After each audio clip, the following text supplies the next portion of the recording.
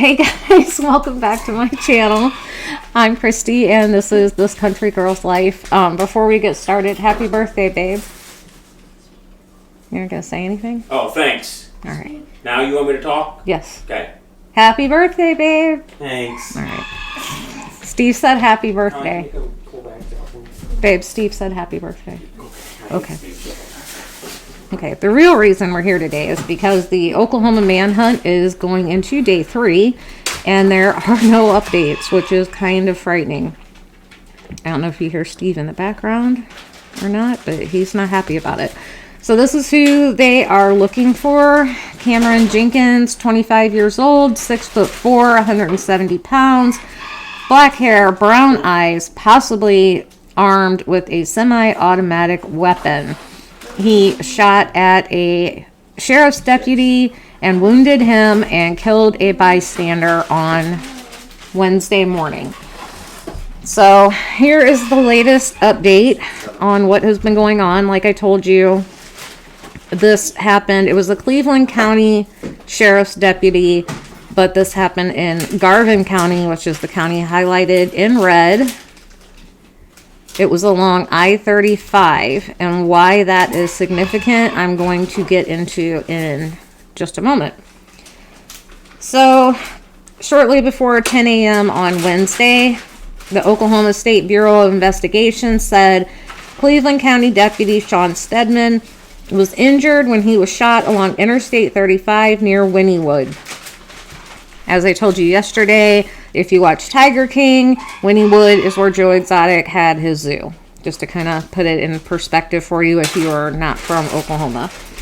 The shooting prompted a blue alert for Kameron Jenkins and a large search from several law enforcement agencies.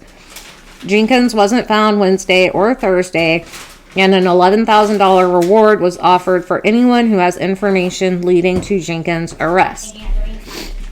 The Oklahoma City Police Department said people can call its Crime Stoppers line at 405-235-7300 or go to its website to submit any tips about Jenkins' whereabouts. Those links and phone numbers will be listed in the information box below the video. Also, if you see him, do not approach him in case he is still armed. He is a very dangerous individual with a long criminal history, so just call 911. An innocent bystander, Gwan Frierson, was killed after being shot when gunfire was exchanged. Authorities have not confirmed who shot and killed Frierson. 11 a.m. Friday update, and this is the latest update that we have.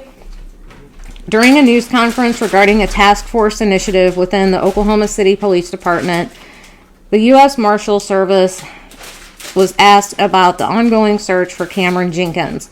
While they said there are no new updates and law enforcement agencies are still searching for him, Jenkins still poses a threat to the public. I would say there's a threat to the public wherever he's at, period. Johnny Coolman, U.S. Marshal for the Western District of Oklahoma, said.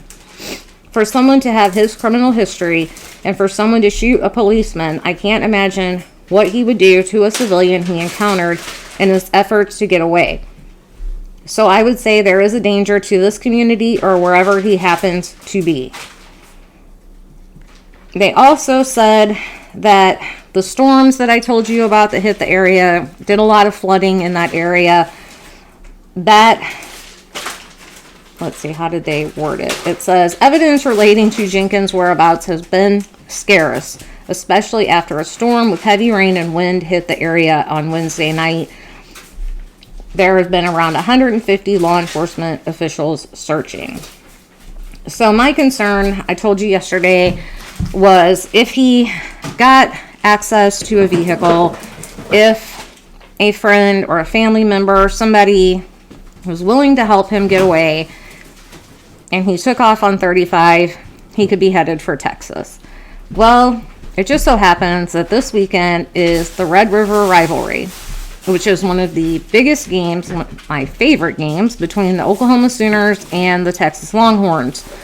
I-35 becomes the most traveled interstate in the area on this weekend. It's played at the Cotton Bowl in Dallas.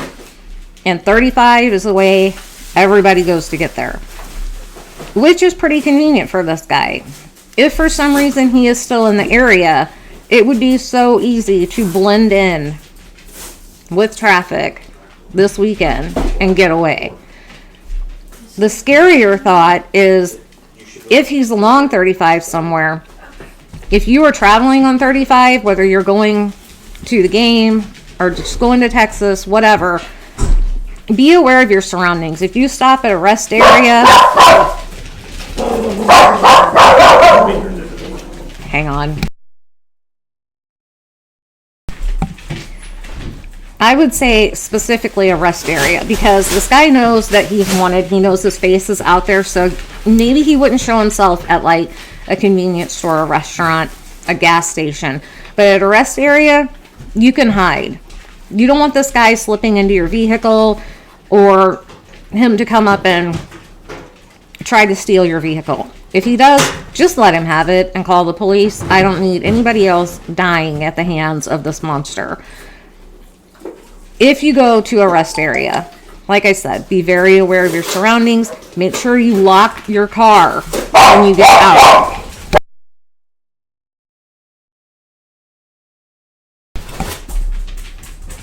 Just be very careful.